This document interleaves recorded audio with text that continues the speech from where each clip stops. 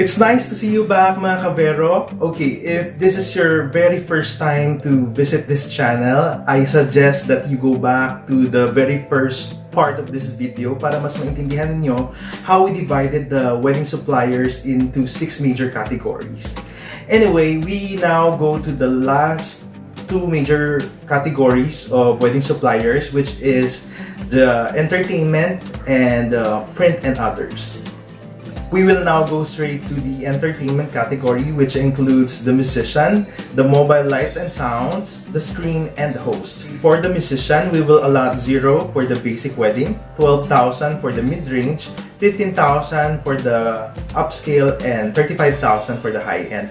Ano ba yung difference nito? The mid-range will have a trio. For the upscale, it will have a quartet, and for the high-end, it will have a full band, mga 7-piece ensemble. For the basic, it's 0 kasi parang kaya namang makatawid ng isang wedding without a live musician. For the reception, pwede rin naman na you maximize the mobile. For the church, meron din namang in-house sound system, so you can rely on that. So, yun lang yan. Basically, nagmamahal siya as you add number of musicians.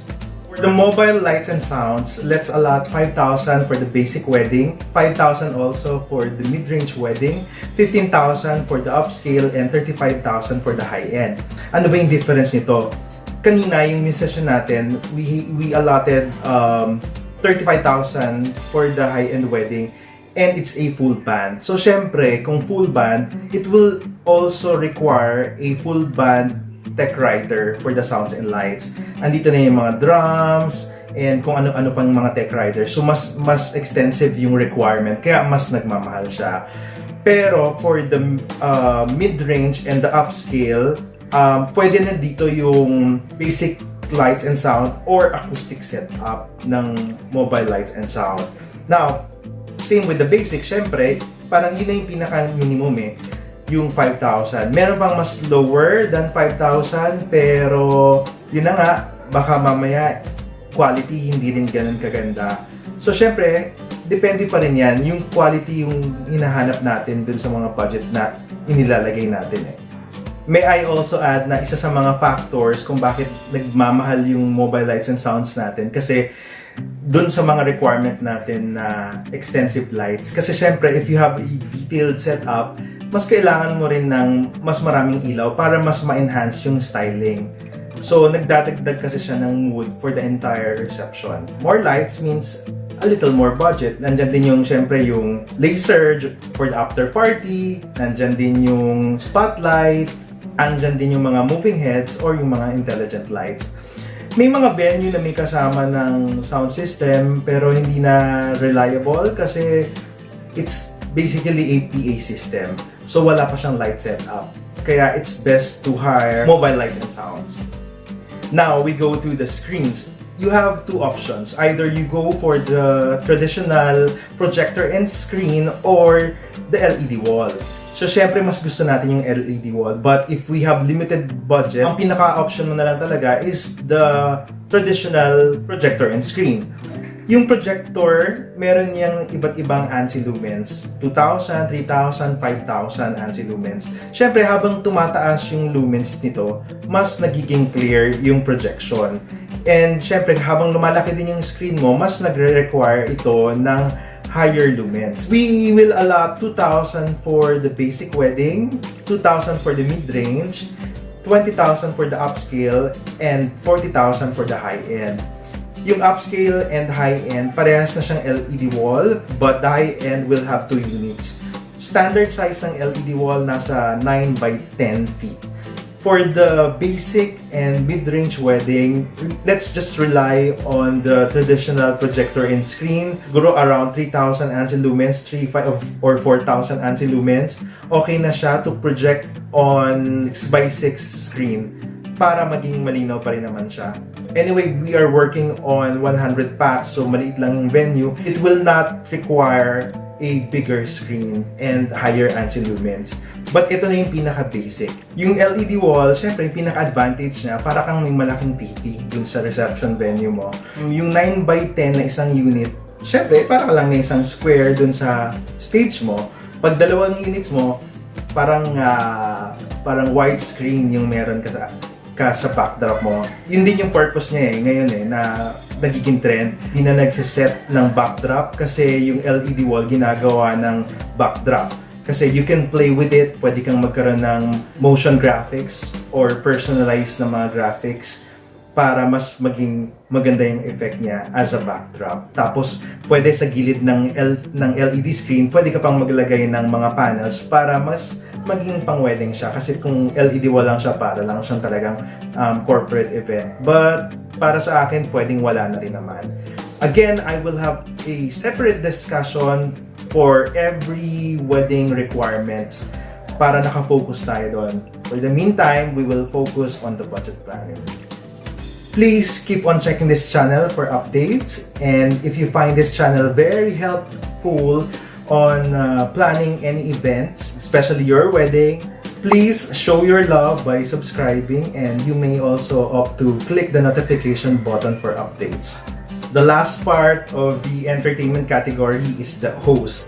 Let's allot 3,000 for the basic wedding, 5,000 for the mid-range, 10,000 for the upscale, and 20,000 for the high-end. Actually, yung high-end na 20,000, pwede pang mas tumaas. Meron dyan mga host na as high as 25, 40, 60,000 pesos in hosting a wedding. Pero yung 20,000, medyo ito na yung reliable na host na medyo upscale na yung dating or yung quality of hosting style nila. For the upscale, okay na rin naman yung 10,000 na working budget. But for the basic na 3,000 and 5,000, kailangan mo lang magtyagang humanap ng magaling na host na papasa sa standards mo na pasok sa working budget na yan. Pero merong mga host na 3,000 ang PF, meron din mga 5,000 ang PF. We now go to the last major category of a wedding requirement, which is the prints and others. Okay, basically ang laman nito, invitation, missalette, guest book, bridal car, accommodation, and miscellaneous. So, we go to the invitation. That's allot 5,000 for the basic, 7,500 for the mid-range, 10,000 for the upscale, and 15,000 for the high-end. Siyempre, nag-iiba-iba ito. Iba't iba kasi ang print process ng invitation. Merong letterpress, merong digital flat print, merong stamping, merong thermograph. So, iba't iba yan. Uulitin ko, meron akong separate discussion for every event requirement. So, I will have a separate discussion about invitation na nakafocus lang sa invitation. But let's focus on budget planning. So, yung 5,000, siguro ito yung nakikita ko na pinaka-basic na invitation. Digital flat print lang. And siguro mag-settle tayo sa 50 pieces. Ang maganda sa digital flat print, walang minimum. Kahit mga 25 pieces lang yan or 30 pieces, okay lang yan. You can go for digital flat print. So yung 5,000, pwede mo pa siyang ma-reduce. Pero naglagay lang ako ng 5,000 kasi syempre may mga gastos ka rin dyan yung mga layout fee for the graphic artist, yung mga miscellaneous na gastos mo in completing your invitation requirement. For the 7.5, ito yung parang kahit pa paano nagkaroon ng special detail. Like, pwede yung couple's name naka-gold stamping na. So, kasya na yung working budget na yan. For the 10,000, medyo nagkakaroon ka ng mga envelope lining. For the 15,000 na high-end, baka pwede nang i-consider ang letterpress invitation. For the missalette, actually, applicable lang to sa mga Catholic weddings, pero sa mga Christian weddings and other types of wedding, pwede ka rin magkaroon ng program guide. Kumbaga, ito yung pwedeng dual purpose din. Pwede siyang maging parang program guide / pamipay. We are allotting 1,000 pesos for the basic, 2,000 for the mid-range, 5,000 for the upscale and high-end. Upscale and high-end, ito mga digital flat print na. For the basic and the mid-range, ito yung mga materials ng mga homemade na missalette. Siyempre, kailangan mo ding i-account yung mga gastos mo for this kasi siyempre bumili ka rin ng paper, bumili ka din ng ink. For the bridal car, 3,500 for the basic, 5,000 for the mid-range, 8,000 for the upscale, and 25,000 for the high-end. So ano ba yung 3,500? Siyempre, ito yung mga basic cars lang. Ano ba yung mga nasa upscale? So, syempre, medyo mas premium cars. And for the high-end na 25,000, ito na yung mga vintage cars, ito na yung mga tipo ng mga Jaguar, or yung mga talagang luxury car. So, pare-parehas namang 4 hours yung kailangan mo. But consider also na pag malayo yung distance between your reception venue and your church, baka kulangin ka sa 4 hours. So, consider it also. Accommodation, we are allotting 15,000 for the basic, 25,000 for the mid-range, 30,000 for the upscale, and 40,000 for the high-end.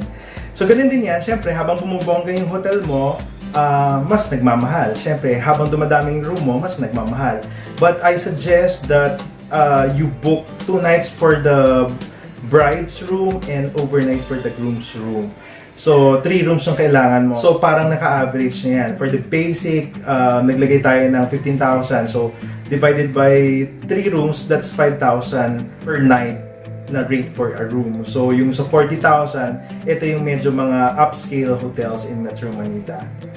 Huwag natin kalimutan, alat din tayo ng budget for miscellaneous. Ano ba to? Ito yung mga bridal prep dress, bibili ka rin ng Bible, marami pang mga kung ano-anong pautot na gusto mong bilhin for your wedding. So, ito yung iba-budget mo for the miscellaneous. Kumbaga, ano yung mga maliliit na bagay na pwedeng maging part ng miscellaneous. For the meantime, let's allot 2,500 for the basic, 5,000 for the mid-range, 7,500 for the upscale, and 10,000 for the high-end. Siyempre, yung high-end, siyempre mas maarte nga yung bride ng high-end eh. So, mas marami siyang kung ano-anong mga request na bagay. So, siyempre, bigger miscellaneous, mas marami siyang mga pasabog.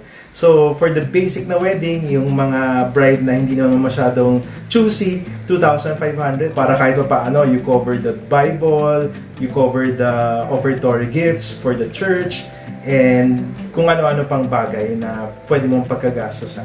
So, we are done with the drafting of budget for 4 types of wedding, from basic to high-end, magmula sa mga bride na simple lang ang gusto, to the brides na medyo gustong ma-achieve ang kanilang dream wedding. On the 4th part of this topic, we will discuss the wants versus needs.